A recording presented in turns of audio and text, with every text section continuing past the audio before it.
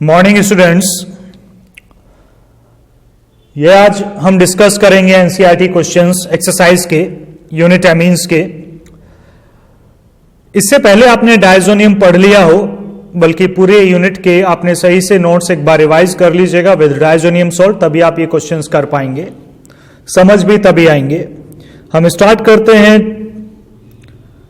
First question से। 13 unit है ये। क्वेश्चन फर्स्ट की बात करें तो ये है, right IUPAC names of the following compounds and classify them into primary, secondary and tertiary amines. मतलब नेमिंग करनी है आपको, आईयूपीएसी नेमिंग आपको करनी है। पहला कंपाउंड है, नेमिंग वैसे आपको आती है, मैं एक दो बता देता हूं फिर भी। CH3 का होल ट्वाइस, ये फर्स्ट पार्ट है इसका। CH3 का होल ट्वाइस CHNH2। NH2 है तो सर्टेनली ये प्राइमरी है, इसका स्ट्रक्चर बनाते हैं CH3 CH CH3 NH2।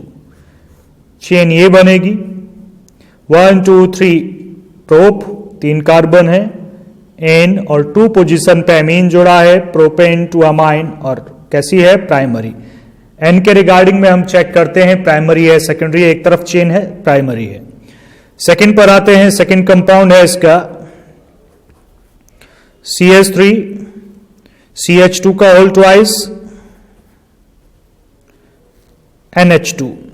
NH2 आ जाए तो प्राइमरी है, सोचना ही नहीं है। स्ट्रक्चर बना लेते हैं इसका CH3 CH2 CH2 NH2। ये CH2 का होल ट्वाइस लिखा है, इसका मतलब ये 2 बार CH2 है तो 2 बार लिख लिया, तो सीधी चेन है 1 2 3 प्रोपेन 1 अमाइन, प्रोपेन 1 अमाइन। 1 लिखना कंपल्सन बिल्कुल नहीं है, 1 डिग्री है, प्रोपेन 1 अमाइन। थर्ड पर भी आते हैं, थर्ड का स्ट्रक्चर है CH3 NH CH। CH3 का होल ट्वाइस है, मैं स्ट्रक्चर डायरेक्ट बना लेता हूं इस बार। ये है चेन इधर या इधर, जिसमें ज्यादा कार्बन, इधर ज्यादा कार्बन है। 1 2 3 प्रोपेन टू अमाइन है, लेकिन इससे पहले ये मिथाइल ग्रुप नाइट्रोजन से जुड़ा है, तो आप इसे बोलेंगे N methyl propane two amine. Secondary है, NH आया है इस बार, that is secondary amine. Clear हो रहा होगा। नेक्स्ट की बात करते हैं फोर्थ।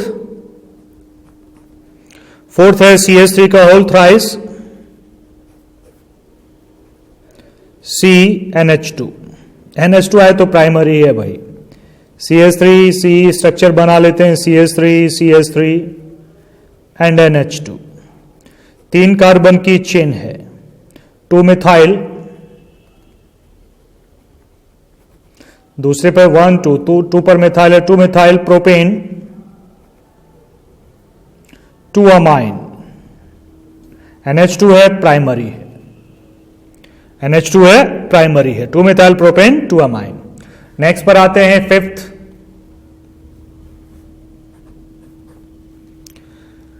फिफ्थ है C6H5NH CH3। C6H5 benzene ring को बुलाते हैं NH CH3। तो N से मिथाइल ग्रुप जुड़ा है, N methyl aniline, secondary amine है। अब आप कर लेंगे भाई नेमिंग। मैं सिक्स्थ की भी बता दे रहा हूं, बता ही देता हूं, बचा ही क्या है, 7 तो टोटल ही हैं। CH3 CH2 का होल ट्वाइस है, तो मैं डायरेक्ट स्ट्रक्चर बनाऊंगा, इधर CH3 इधर CH2 CH3। ये 3 डिग्री अमीन है इस वक्त, N है केवल। ये 2 किसी को भी चेन ले सकते हैं, इसको या इसको। इसे चेन ले लिया तो इथाइल है, ये मिथाइल है, दोनों इनसे जुड़े हैं, तो नेमिंग होगी N ethyl N methyl ethane 1 amine, या 1 लिखना जरूरी नहीं, तो इथेन अमाइन। ये इसकी नेमिंग है। लास्ट कंपाउंड है सेवेंथ, इसको भी देखते हैं। मेटा एम लिखा है, ब्रोमो एनिलीन, अरे नाम ही हो गया भाई ये तो। NH2 और इसके मेटा पर जुड़ा है मेटा ब्रोमो एनिलीन, ये प्राइमरी है, खुद लिख लेना भाई। अब मेटा ब्रोमो एनिलीन। आगे बढ़ते हैं सेकंड क्वेश्चन पर 13.2। इसमें आपको देने हैं केमिकल टेस्ट। केमिकल टेस्ट मतलब डिस्टिंग्विश टेस्ट आपको करने हैं, एक ही देना है, जो मर्जी आप दें। तो पहला पेयर है, देखो मैं फर्स्ट पेयर डायरेक्ट लिख रहा हूं, methylamine and dimethylamine. Methylamine and dimethyl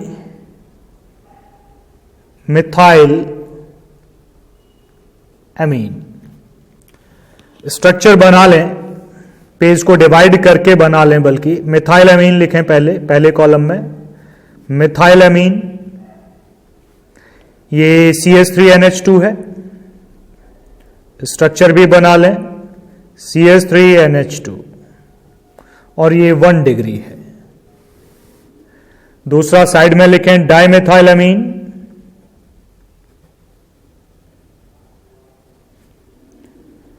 dimethyl CH3 का होल ट्वाइस NH और ये सेकेंडरी है। टेस्ट आपको करना है, इधर लिखें आप टेस्ट। देखो लिखने का तरीका आप यही रखें, टेस्ट है, केमिकल टेस्ट, तो एक्सपेरिमेंट फाइल की तरह ही आप लिखेंगे।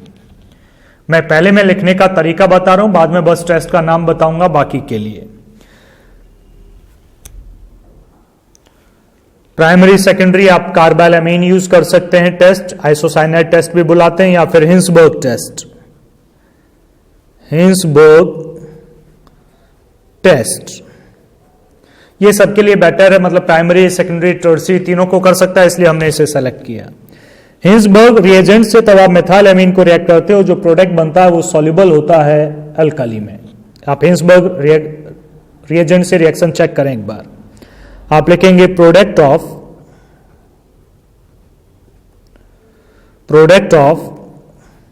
मिथाइलएमीन with Hinsberg reagent is soluble in alkali। दूसरी तरफ क्या लिखेंगे, प्रोडक्ट सेकेंडरी है, प्रोडक्ट ऑफ डाइमिथाइलएमीन, नाम भी लिख सकते हैं आप स्ट्रक्चर की जगह, with Hinsberg reagent is insoluble in alkali। इसका जो प्रोडक्ट बनेगा हिंसबर्ग रिएजेंट के साथ वो सॉल्युबल नहीं होगा, इसका सॉल्युबल है। रिएक्शन आपको दोनों में देनी होगी, CH3NH2 हिंसबर्ग रिएजेंट ये है,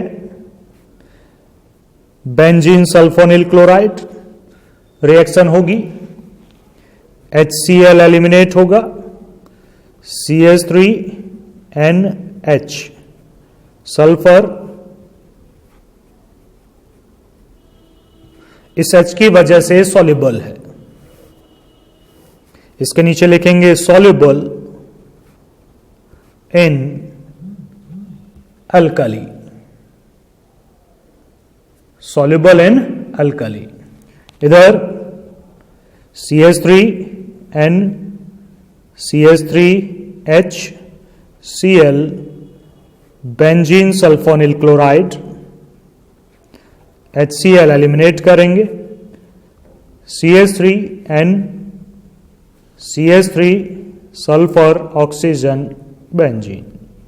यहां H नहीं है तो सॉल्युबल नहीं है, तो इसे लिखेंगे इनसॉल्युबल इन। टर्सरी होता तो नो रिएक्शन हो जाती, तो रिएक्शन भी नहीं लिखनी होती। तो टेस्ट इसी तरह से करें आप। मैं दूसरे पेयर पे आ रहा हूं और मैं बस अब टेस्ट का नाम बताऊंगा।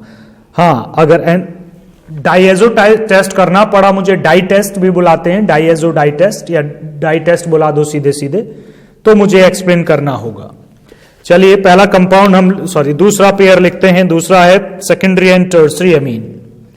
सेकेंडरी एंड टर्सरी अमाइन, इनके बीच आपको टेस्ट बताना है। टेस्ट ये हिंसबर्ग रिएजेंट। सेकेंडरी का सेंटेंस ये बनेगा और टर्सरी में आप लिखेंगे नो रिएक्शन, तो रिएक्शन भी नहीं देनी है। थर्ड पॉइंट पर हैं इसी के हम। थर्ड पॉइंट है इथाइल अमीन एंड एनिलीन, ये देना होगा भाई, देखो ध्यान से। इथाइल अमाइन ये 1 डिग्री है, एंड एनिलीन ये भी 1 डिग्री है। एक एलिफेटिक है, कैरोमेटिक है। हमारे पास क्या टेस्ट है?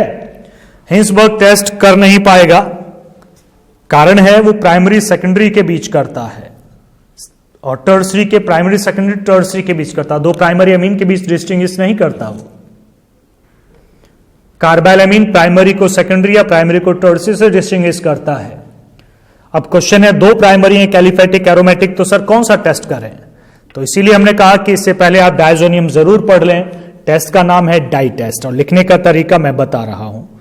पेज को वैसे ही डिवाइड कर लें। इथाइल अमीन CH3 CH2 NH2, चाहे स्ट्रक्चर लिखें चाहे नाम बताएं, बस आपको पता होना चाहिए primary. Aniline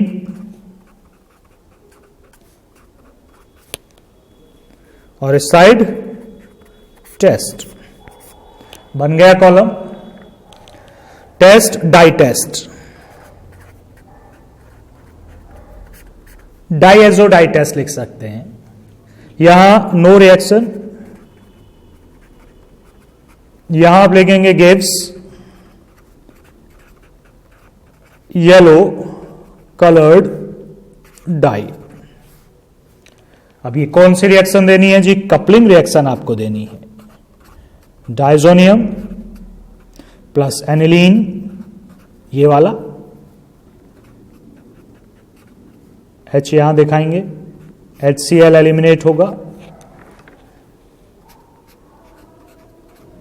N double bond N, benzene और NH2, ये है yellow colour die.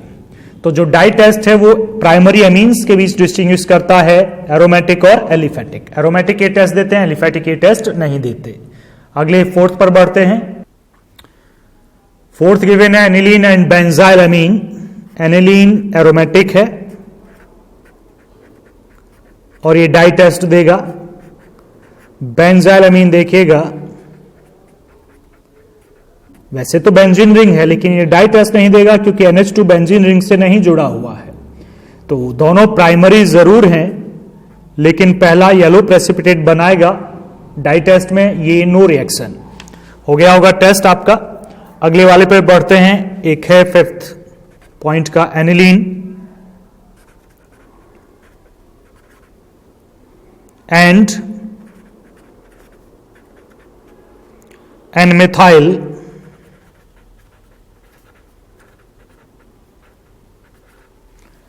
And N-methyl aniline. Aniline ये है,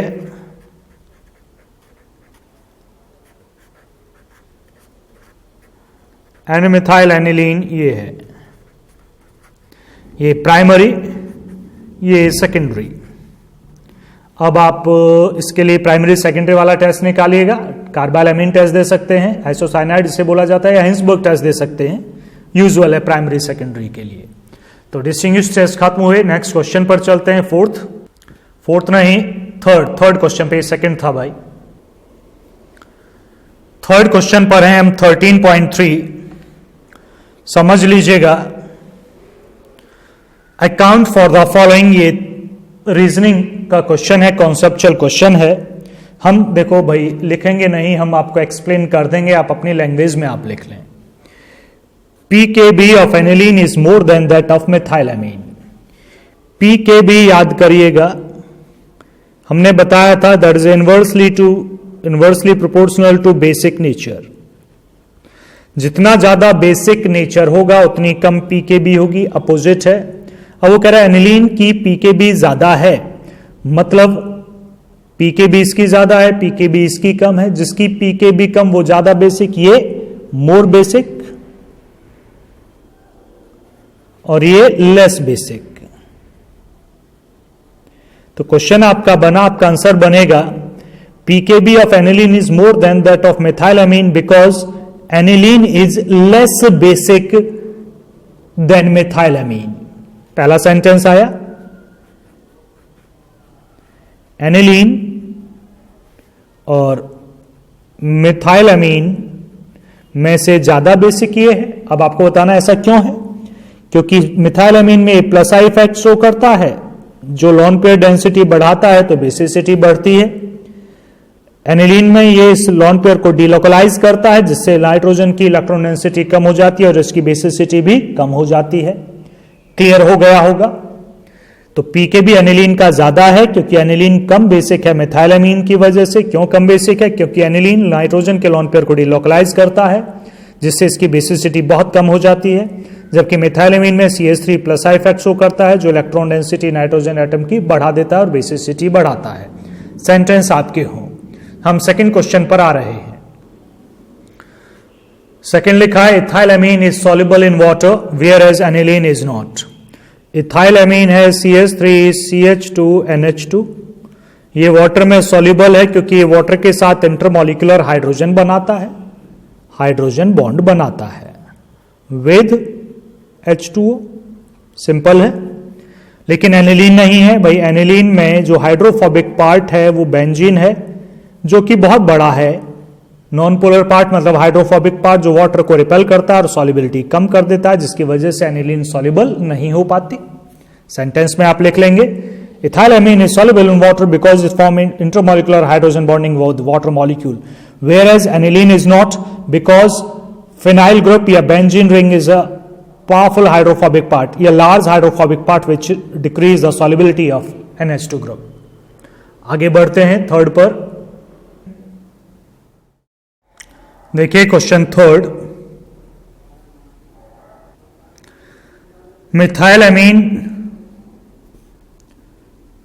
in water reacts with ferric chloride to precipitate hydrated ferric oxide. मिथाइलएमीन में बच्चे सोचते हैं फेरिक क्लोराइड डाला तो ऑक्साइड कहां से बन गया। तो मिथाइलएमीन से फेरिक क्लोराइड रिएक्ट ही नहीं करता है। ध्यान से समझना, मिथाइलएमीन जब वाटर में होता है तो मिथाइलएमीन वाटर से रिएक्ट करता है और OH नेगेटिव प्रोड्यूस करता है। मतलब ये बेसिक है, वाटर में डालोगे OH नेगेटिव बनेगा। कैसे बनेगा? एच को ये अट्रैक्ट कर लेगा, NH3 पॉजिटिव और वाटर से क्या बना? OH negative. तो जो फेरिक क्लोराइड है वो इससे रिएक्ट करता है। देखो FeCl3 OH negative gives ferric hydroxide plus 3Cl negative. Ferric hydroxide को ही आप बुला सकते हैं हाइड्रेटेड फेरिक ऑक्साइड, या आप दूसरी तरह से भी इसे लिख सकते हैं Fe2O3.H2O। बैलेंस कर लीजिएगा बस। तो ये थर्ड क्वेश्चन था। फोर्थ पर आगे बढ़ते हैं। इस क्वेश्चन का थर्ड क्वेश्चन का फोर्थ पार्ट है although amino group is ortho and para directing, कोई डाउट नहीं, NH2 group ortho para directing ही है। In electrophilic substitution reaction, aniline or nitrogen gives a substantial amount of meta-nitroaniline, बल्कि 40% amount, अच्छा amount में देता है। क्यों देता है? एनिलीन ऑर्थोपैरा डायरेक्टिंग है, सही है। नाइट्रेशन हम कब करते हैं? HNO3 और H2SO4 के साथ, वहां बहुत एसिडिक मीडियम है। ये बेसिक है तो ये एचाइन गेन कर लेता है और NH3 पॉजिटिव बना देता है। ये एनिलीन था, ये ऑर्थो पैरा डायरेक्टिंग था, ये एनिलीनियम आयन है, UM है भाई, एनिलीनियम आयन है और ये कैसा है? मेटा डायरेक्टिंग है। तो रिएक्शन में ये भी होता है, ये भी होता है, ये पैरामेजर बनाता है और ये 47% मेटा के लिए रेस्पॉन्सिबल है। ये आंसर मैंने इलेक्ट्रोफिलिक सब्स्टिट्यूशन रिएक्शंस में आपको नाइट्रेशन में लिखवाया है। पूरा रिएक्शन मैंने हिंट की फॉर्म में बता दी है। आप कहेंगे in nitration in strong acidic medium aniline is protonated and gives an anilinium ion which is meta directing. That's why meta nitroaniline is formed as measure at 47% amount. तो मिल गया इसका आंसर आपको। ये रिएक्शन आपको दिखानी होगी। फिफ्थ पॉइंट पर बढ़ते हैं। सही के लिए, लैंग्वेज के लिए आप एक बार अपने नोट्स को चेक कर लीजिएगा। Electrophilic substitution reactions of amine,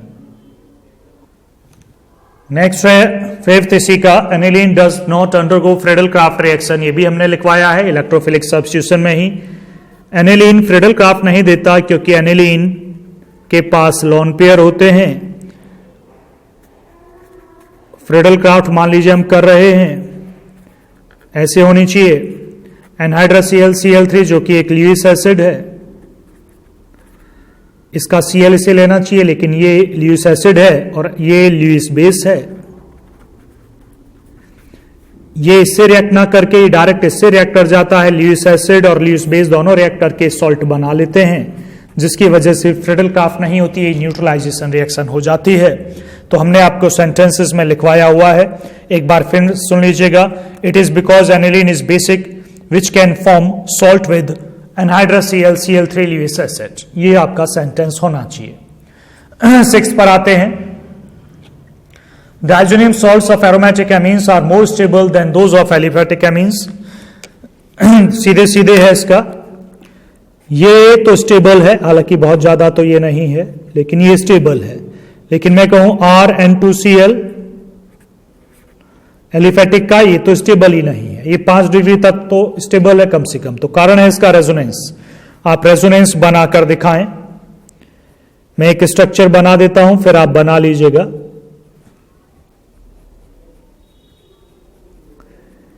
ये डाइजोनियम है, क्लोराइड का कोई मतलब नहीं रेजोनेंस से, वो तो सॉल्ट आयनिक बॉन्ड से जुड़ा है। वैसे भी इस बॉन्ड को देखो, आप ऐसे ब्रेक करिएगा नाइट्रोजन की तरफ, तो ये बॉन्ड ऐसे ब्रेक होगा। तो पहला स्ट्रक्चर मैं बना देता हूं इसका, एक बॉन्ड नहीं है, 2 बॉन्ड अभी भी हैं, ब्रेक हुआ, यहां पॉजिटिव चार्ज आया, यहां डबल बॉन्ड N, फिर डबल बॉन्ड, ये नेगेटिव और ये पॉजिटिव, फिर से ब्रेक करें, पॉजिटिव बॉन्ड इधर, बाकी ऊपर कोई चेंज नहीं, फिर ये ऐसे। कभी आए कि डाइजोनियम कैसा ग्रुप है, तो ये -R इफेक्ट शो करता है, डेंसिटी डिक्रीज करता है, डीएक्टिवेट करता है, और मेटा डायरेक्टिंग आप बुला सकते हैं। यहां पॉजिटिव आ जाएगा, ये ऐसे रेजोनेंस आप बनाए और कहें कि रेजोनेंस स्टेबलाइज है, तो ये एग्जिस्टेबल है। तो एरोमेटिक एमीन्स के ज्यादा स्टेबल क्यों है? Because of resonance. नेक्स्ट पर आते हैं, ये इसका लास्ट क्वेश्चन है 3rd का। Gabriel phthalimide synthesis preferred for synthesis primary amines. Primary amines, Gabriel phthalimide synthesis reaction पर जाइएगा। गैब्रियल थैलेमाइड जो होता है वो ये है,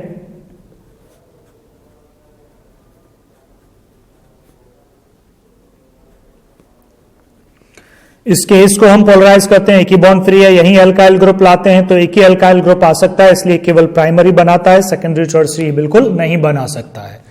और यही बताना है कि प्राइमरी के लिए ही क्यों, क्योंकि प्राइमरी बनाता है इसलिए प्रेफर करते हैं। रीजन है इसमें सेकेंडरी और टर्सरी बिल्कुल नहीं पड़ता, तो हमें सेपरेटिंग की जरूरत नहीं है, प्योर फॉर्म में मिलता है। क्वेश्चन समझना, गैब्रियल थैलेमाइड सिंथेसिस को हम प्राइमरी एमीन्स के लिए प्रेफर करते हैं क्योंकि ये इसमें प्राइमरी ही केवल बनता है, तो प्योर 100% प्योर होता है, सेकेंडरी टर्सरी इसमें बिल्कुल नहीं बनता। ये रीजन आप लिखिएगा। और ये जो इस रिएक्शन का जो बाई प्रोडक्ट था थैलेट आयन, वो सॉलिड स्टेट में होता है, जिससे प्राइमरी अमीन को इजीली सेपरेट किया जा सकता है। क्वेश्चन समझें, क्वेश्चन में ये पूछा है कि प्राइमरी अमीन बनाने के लिए गैब्रियल थैलेमाइड सिंथेसिस को प्रेफर क्यों किया जाता है? क्योंकि इस मेथड से केवल प्राइमरी मिलता है, सेकेंडरी टर्सरी नहीं मिलते। दूसरा, इसका बाई प्रोडक्ट सॉलिड है, जिसकी वजह से इसे इजीली सेपरेट आउट किया जा सकता है। तो ये 3rd क्वेश्चन था, रीजनिंग ये क्वेश्चन था। हम आगे बढ़ते हैं, आगे है 4th क्वेश्चन 12.4। ये ऑर्डर है भाई, कई पीकेबी वैल्यूज के हिसाब से है, बेसिक स्ट्रेंथ के हिसाब से है, बॉइलिंग है, सॉलिबिलिटी है, बेसिक नेचर के, यही ऑर्डर मैंने सारे करवा दिए हैं। तो ये ऑलरेडी हो चुका है। सॉलिबिलिटी बॉइलिंग पॉइंट आप खुद अरेंज करें। अल्कोहल का बॉइलिंग पॉइंट ज्यादा होता है देन प्राइमरी देन सेकेंडरी, तो ये आपको सेल्फ करना है। सेल्फ क्या मैंने करवा दिया है। बेसिक नेचर चेक करिएगा, check the basic nature lecture. उसके लास्ट में जो मैंने क्वेश्चन करवाया है वही यही है। चलिए नेक्स्ट पर चलते हैं 12.5 पर। 12 नहीं, सॉरी 13.5, ये 13.4 है। तो चलते हैं 13.5 पर, और ये कन्वर्जन दिख रहे हैं इस क्वेश्चन में 13.5 में, तो कन्वर्जन पर चलते हैं। फर्स्ट कन्वर्जन देख लीजिएगा, इथेनोइक एसिड टू मीथेनामाइन। वैसे तो इस पार्ट के सारे कन्वर्जन्स हमने, जो कन्वर्जन टॉपिक था ऑर्गेनिक स्टार्ट करने से पहले वहीं पर आ गए थे, मेजर पार्ट ये भी वहां पर था, कार्बन कम करना, कार्बन इंक्रीज करना, फिर भी मैं यहां बता रहा हूं। वैसे आप वीडियो पॉज करके खुद ट्राई करो इस पूरे क्वेश्चन को, पहले सारे करके देख लो, फिर इसे मैच करना। इथेनोइक एसिड ये है CH3COOH, और आपको बनाना है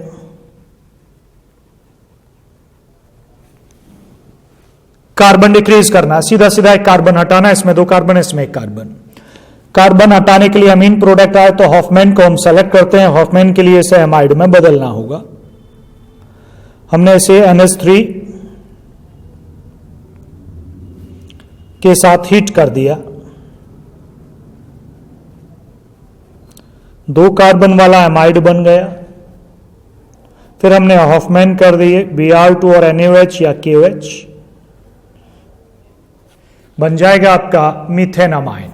छोटा सा एक कन्वर्जन था फर्स्ट। सेकंड पर आते हैं, hexane nitrile to 1 amino pentane.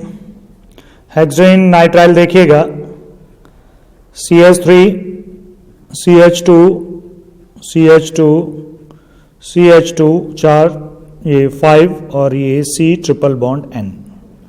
Hexane nitrile से आपको क्या बनाना है, 1 amino pentane, CH3 CH2 CH2 CH2 CH2 NH2, 1 amino pentane. 6 carbon है, 5 एक डिक्रीज करना है, और डिक्रीज करने के लिए वही NH2 प्रोडक्ट है। हॉफमैन पे चलते हैं, तो पहले इसका एमाइड हमें बनाना पड़ेगा। CN से एमाइड जनरली तो CN का हाइड्रोलाइज करेंगे तो कार्बोक्सिलिक एसिड बनेगा, लेकिन आप पार्शियल हाइड्रोलाइज कीजिएगा, पार्शियल हाइड्रोलाइज आपको लिखना पड़ेगा, तो CONH2 ग्रुप आ जाएगा, CH3 CH2 CH2 CH2 CH2, 5 carbon पे कोई फर्क नहीं पड़ा, लास्ट में CONH2। अगर आपने ये नहीं लिखा तो कंप्लीट हो जाएगा और COH बन जाएगा। अब कार्बन हटाना है आपको CO ग्रुप, तो Br2 और KOH हॉफमैन। मैक्सिमम डिक्रीज करने वाले यहां हॉफमैन से होते हैं और इंक्रीज करने वाले KCN से होते हैं, क्योंकि इन्हीं दोनों में नाइट्रोजन होता है। थर्ड पर आते हैं, नेक्स्ट है मिथेनॉल टू इथेनोइक एसिड। मैंने डायरेक्ट स्ट्रक्चर बना लिए, 1 कार्बन से 2 कार्बन वाला कार्बोक्सिलिक एसिड बनाना, 1 कार्बन के अल्कोहल से, तो कार्बन बढ़ाना आपका टास्क है। बढ़ाने के लिए हम KCN का यूज करते हैं, और KCN के लिए इसे CN में होना चाहिए, Cl में, सॉरी। तो पहले इसे Cl में बदलते हैं, SOCl2 डालते हैं, तो प्रोडक्ट हमारा बनेगा CH3Cl। अब आप कार्बन बढ़ाने में कैपेबल हो, KCN या NaCN डाल दीजिएगा, बनेगा CH3Cn। कार्बन इंक्रीज हो गया आपका, CN का हाइड्रोलाइज करिएगा, कार्बोक्सिलिक एसिड आपका बन जाएगा। ये था थर्ड। फोर्थ पर आते हैं, fourth ethanamine to methanamine. Carbon कम करना है, एमीन से रिएक्ट करने का एक ही तरीका है, याद हो तो आपको, आप HNO2 के साथ रिएक्ट करें, ये अल्कोहल बन जाएगा। अल्कोहल से कार्बन कम करने के लिए हॉफमैन ही है, तो अमाइड बनाना पड़ेगा, इसे आप ऑक्सीडाइज कर दें, तो ये कार्बोक्सिलिक एसिड बन जाएगा, अल्कोहल डायरेक्ट COOH। अब आप NH3 के साथ हीट कर दें तो एमाइड बनेगा, और एमाइड में आप डालें Br2KOH, तो आपका बनेगा मीथेन अमाइन। नॉर्मल था, कर लिया होगा मेरे हिसाब से। फिफ्थ पर आते, इसी का fifth part, ethanoic acid to propanoic acid. 1 carbon increase करना, इंक्रीज करने के लिए KCN है, और KCN के लिए अल्कोहल में बदलना पड़ेगा पहले, लिथियम एल्यूमिनियम हाइड्राइड, CH3CH2OH। फिर SOCl2, CH3CH2Cl, फिर आप KCN से रिएक्ट करें कार्बन बढ़ाने के लिए, CH3CH2C ट्रिपल बॉन्ड N, और हाइड्रोलाइसिस। आप जो कन्वर्जन के शुरू के टॉपिक्स थे उन्हें रिवाइज कर लो, ये सारे हो जाएंगे, उसी बेस के हैं, ये तब दिए गए थे, सारे हो चुके हैं। नेक्स्ट है मिथेनामाइन टू इथेन, अभी देखो थोड़ी देर पहले आया था, इथेन टू मीथेन, अब आया मीथेन टू इथेन, कार्बन बढ़ाना। कार्बन बढ़ाना अमीन से एक ही रिएक्शन होती है भाई, अल्कोहल की तरफ आता है ये, और तो कोई कन्वर्जन की रिएक्शन थी ही नहीं। अल्कोहल बन गया, कार्बन इंक्रीज करना है, Cl और लगा दो,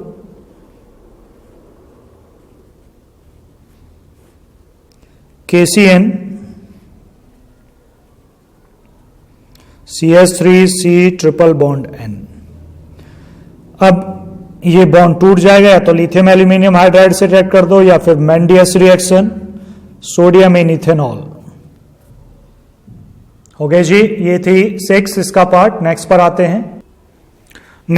हैं 7th पर हैं हम, नाइट्रोमीथेन से डाइमेथाइल एमीन। तो NO2 से पहले तो प्राइमरी एमीन बना लें हम रिएक्ट करते हैं Fe और HCl से, SnHCl से भी रिएक्ट कर सकते थे आप, लेकिन ये प्राइमरी है, सेकेंडरी है, तो हम इसे रिएक्ट करेंगे CH3Cl से। 1 मोल, मतलब कुछ नहीं लिखोगे, 1 मोल ही है, आपका सेकेंडरी बन जाएगा। 2 मोल कर दिया तो टर्शरी बन जाएगा। इसका लास्ट पार्ट है propanoic acid to ethanoic acid.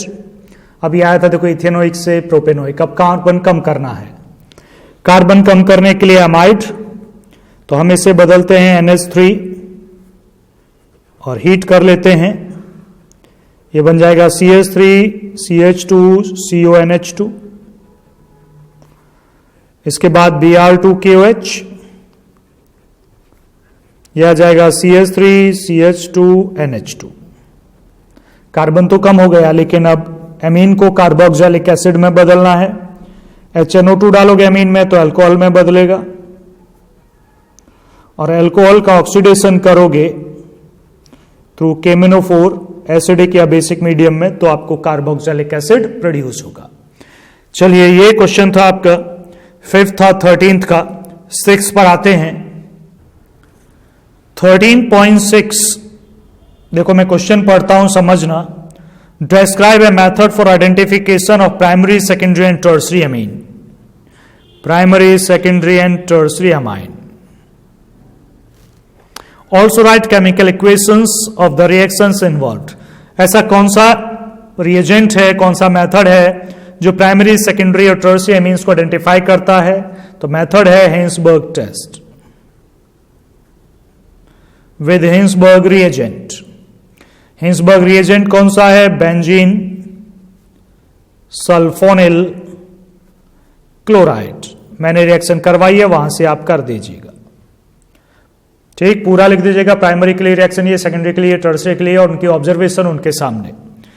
Next पर आते हैं 13.7। 13.7 नेम रिएक्शन का क्वेश्चन है। शॉर्ट नोट आपको लिखने हैं नेम रिएक्शंस पर। कार्बेलिन एमीन डाइजोटाइजेशन ऑफमैन मैंने सारी करवाई हैं। अमोनिया से रिएक्शन अमोनोलाइसिस बोला जाता है, तो ये खुद कर रहे हैं आप लोग, अपने आप शॉर्ट नोट लिखें। सारी रिएक्शंस आपको मैंने करवाई हैं। हम आते हैं अब 13.8 पर। ये फिर से है कन्वर्जन।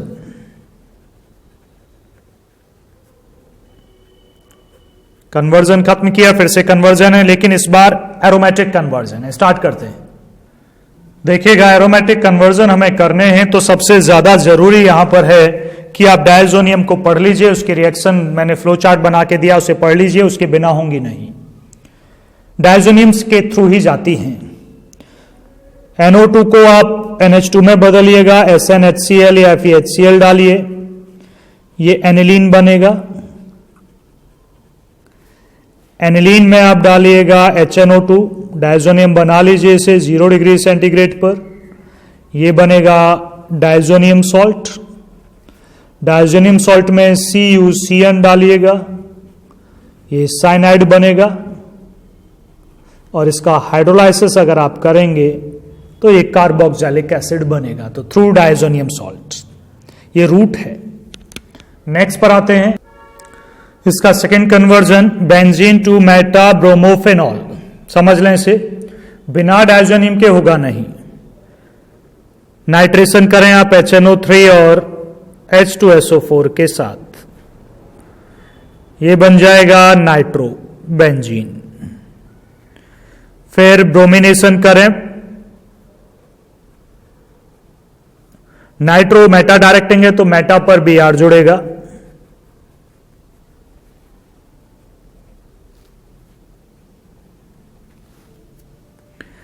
अब OH लाना है, OH के लिए डायजोनियम के थ्रू ही जाना पड़ेगा। इसे एनिलीन बना लें,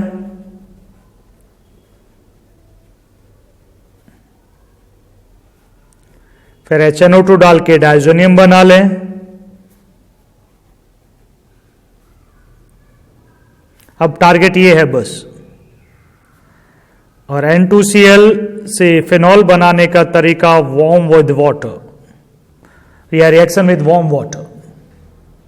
नेक्स्ट पर आते हैं, benzoic acid to aniline. Next conversion है इसका थर्ड पॉइंट।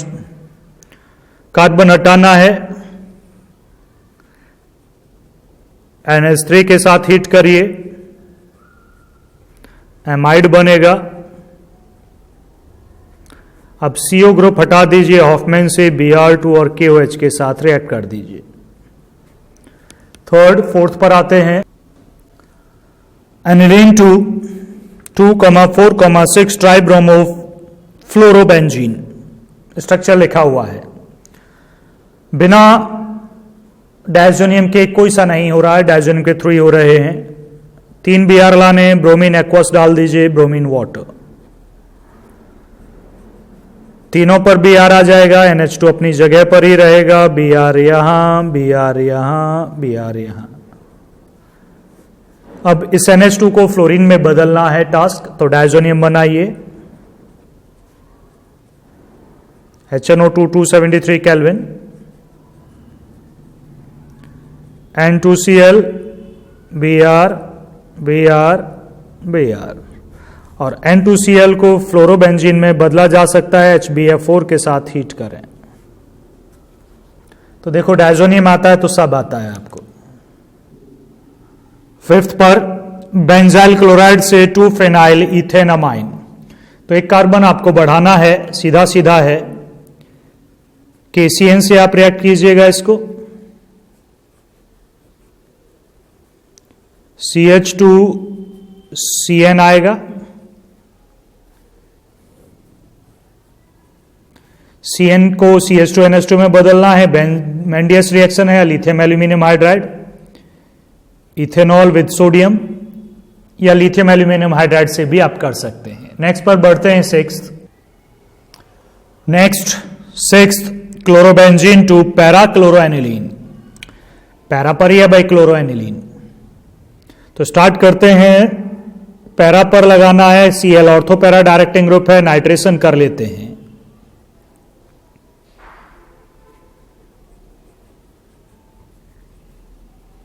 Cl जाए, उसके पैरा पर NO2 जुड़ जाएगा।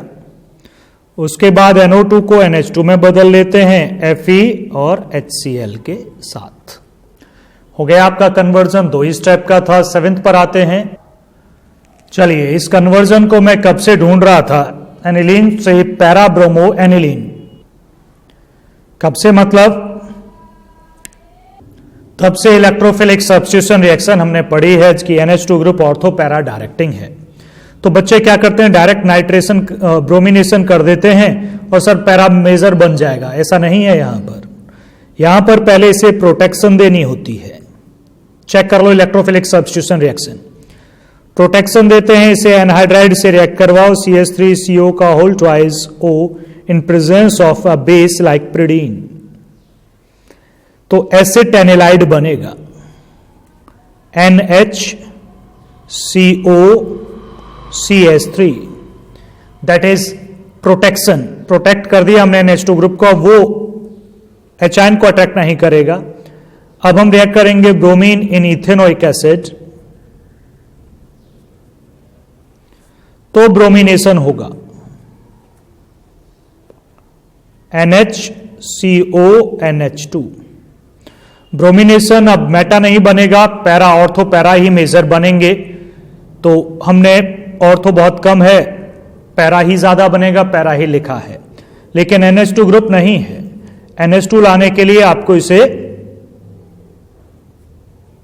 हाइड्रोलाइज करना होगा और NH2 आ जाएगा। तो एक बार फिर से देखिएगा, इलेक्ट्रोफिलिक सब्स्टिट्यूशन रिएक्शन के बहुत सारे क्वेश्चन आ रहे हैं रेगुलर। हम आगे बढ़ते हैं, इसको ध्यान रखिएगा, डायरेक्ट ब्रोमिनेशन ना कर दीजिएगा। नेक्स्ट है बेंजामाइड टू टॉल्विन। टॉल्विन तो आता नहीं डायरेक्टली, बेंजीन हमें बनानी होगी। बेंजीन का एक रास्ता एनिलीन से, डायजोनियम से, फिर बेंजीन, ये ज्यादा लंबा है। छोटा रास्ता देखते हैं, इसे हाइड्रोलाइज कर लेते हैं। तो ये बन जाएगा, बल्कि बेसिक मीडियम में करें तो और बेटर है। चलिए एसिडिक में ही रहने दीजिए, बेंजोइक एसिड। अब इससे हम रिएक्ट करते हैं NaOH और CaO, इससे भी रिएक्ट कर जाएगा। पहले Na लाएगा, फिर रिएक्ट करेगा सोडा लाइम और बेंजीन में बदल देगा। और बेसिक मीडियम ले लोगे तो यहां CONA ही आ जाएगा, बस H2O and NaOH के साथ। और बेंजीन से टॉल्विन बनाना अब आसान है, CH3Cl in presence of anhydrous ClCl3। तो ये रिएक्शन थी। लास्ट पॉइंट बचा है इसका 9th, लास्ट एनिलीन से बेंजाइल अल्कोहल। एनिलीन से बेंजाइल अल्कोहल का रास्ता तो डायरेक्ट नहीं मिलेगा आपको, डायजोनियम का मिलेगा। HNO2 273 केल्विन, डायजोनियम क्लोराइड,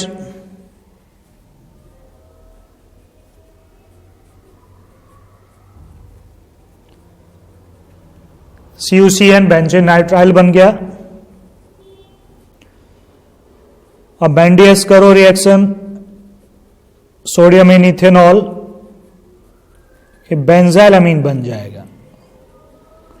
और इससे आप HNO2 डालोगे अमीन में तो अल्कोहल बन जाएगा। 1 2 3 4 4 स्टेप की प्रोसेस था।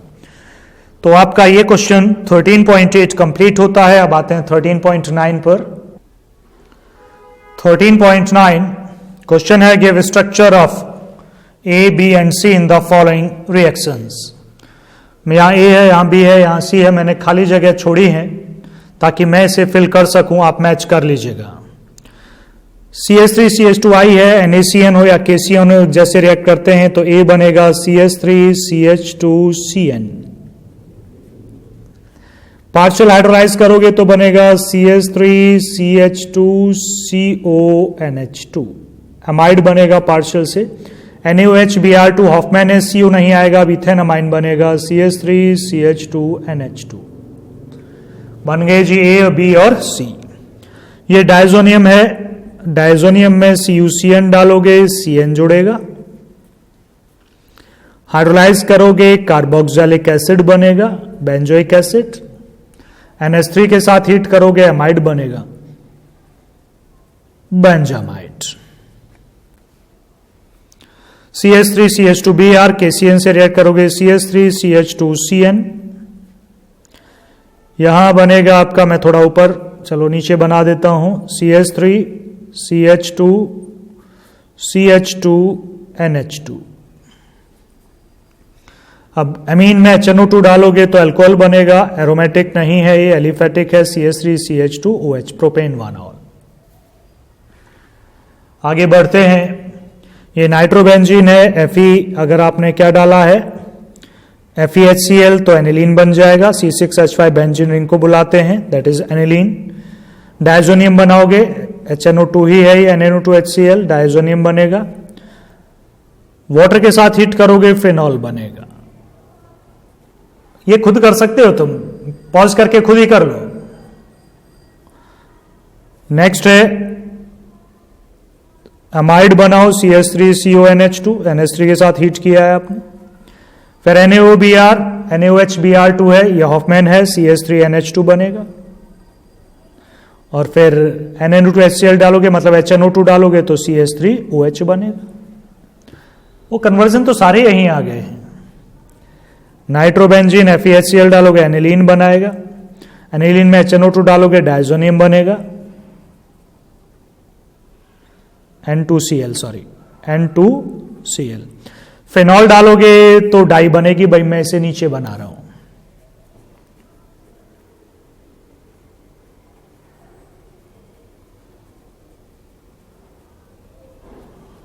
एजोडाई, क्या बनेगा इसका? एजोडाई।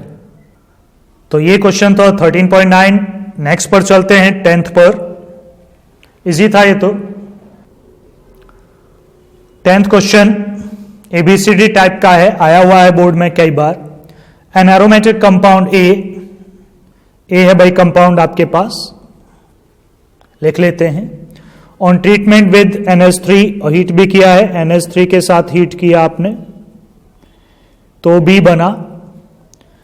फिर इसे Br2KOH के साथ हीट किया, फिर C बना, और C का मॉलिक्यूलर फॉर्मूला है C6H7N। बट A एरोमेटिक है, ये लिखा हुआ है यहां पर एरोमेटिक। एक ऐसा एरोमेटिक, तो ये सब एरोमेटिक है क्योंकि इनमें ऐसी कोई रिएक्शन नहीं जो एरोमेटिक को हटाती हो। तो यहां बेंजीन रिंग तो है और एक पर नाइट्रोजन है, तो जी कितने बचे? कार्बन 6 के 6 आ गए, हाइड्रोजन 1 2 3 4 5 यहां है नहीं, 5 हैं, 2 बचे, तो ये एनिलीन है। सी का तो ऐसे ही पता चल गया। Br2KOH डाला होगा, एनिलीन तो एमाइड होगा, और एमाइड कार्बोक्सिलिक एसिड से बना होगा, तो ए होना चाहिए जी आपका बेंजोइक एसिड। नेमिंग भी लिखनी है इस कंपाउंड में, A must be benzoic acid. Check कर लेते हैं। NH3 आपने डाला, बी बना बेंजामाइड, और हॉफमैन किया, Br2KOH डाला तो बना एनिलीन, जो मॉलिक्यूलर फॉर्मूला फॉलो कर रहा है। तो ये है आपका सी।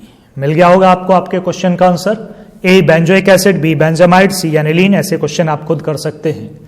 नेक्स्ट पर आते हैं 11th। ये क्वेश्चन नंबर 11th है, कंप्लीट द फॉलोइंग रिएक्शंस। फिर से है कंप्लीट करने के लिए। देखिएगा रिएक्शन में मैं प्रोडक्ट बता दूंगा, बैलेंस आप लोग कर लें। मैं सारे प्रोडक्ट लिख दूंगा। ये एनिलीन है, क्लोरोफॉर्म KOH डाला है, ये कार्बाइलएमीन रिएक्शन है, इससे बनता है आइसोसाइनाइड, तो बनेगा C6H5NC, साथ में KCl बनेगा, और साथ में बनेगा इसके KCl के बाद क्या बचा? H2O। जनरली 3 है तो 3 यहां लगा दोगे तो 3 KCl हो जाएंगे और 3 H2 आ जाएंगे OH की वजह से। फिनाइल आइसोसाइनाइड अनप्लीजेंट स्मेल है, वहां बैलेंसिंग मिल जाएगी आपको। ये डायजोनियम है, H3PO2 से रिएक्ट करोगे तो बेंजीन बनता है, C6H6N2 बनता है, HCl बनता है, और देखते हैं, और H3PO3। ये डायजोनियम में है, बैलेंसिंग आपको पूरी मिलेगी इस रिएक्शन की। आगे बढ़ते हैं। ये एनिलीन है, H2SO4 डालोगे तो पहले तो बनेगा सॉल्ट, और हमें ये बेंजीन के थ्रू ही लिखनी होगी, और इसे हीट कर देंगे तो सल्फोनेशन पढ़ लीजिएगा, तो NH2 यहां और SO3H यहां। जो फर्दर अपने आप को चेंज करेगा, H ऊपर चला जाएगा, एनिलीनियम आयन, और नीचे SO3 नेगेटिव, ये ज्वेट आयन बन जाएगा। नेक्स्ट पर आते हैं। डायजोनियम में इथेनॉल डालोगे तो बेंजीन बनेगा, साथ में N2 है, साथ में HCl है, साथ में इथेनॉल भी है। खैर मुझे ये बताना था बस, मेन प्रोडक्ट। ब्रोमीन है, ये ब्रोमीन कौन सा है? ब्रोमीन वाटर ये होना चाहिए। चेक करता हूं एक बार क्वेश्चन को फिर से। हाँ, ब्रोमीन के ब्रैकेट में एक्वस लिखा है भाई। क्या लिखा है? एक्वस। तो तीनों पर Br जोड़ दें। NH2 है ये भैया, Br यहां, Br यहां, Br यहां, 2,4,6 ट्राइब्रोमो एनिलीन बन जाएगा। नेक्स्ट भी एनिलीन है, देखिए इस रिएक्शन को हम यहां करेंगे। एनिलीन एसिटाइलेशन आप कर रहे हैं तो आपका प्रोडक्ट होगा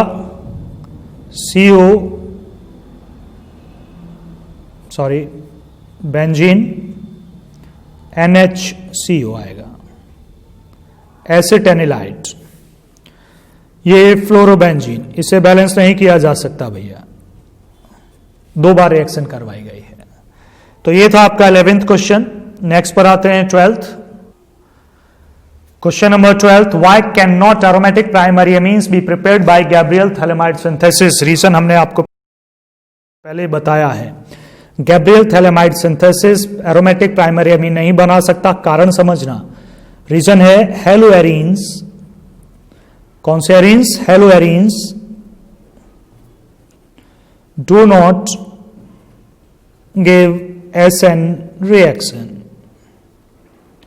बस इतना ही इसका आंसर है। गैब्रियल थैलेमाइड सिंथेसिस पर जाइएगा, वहां हमने ये लिखवाया हुआ है।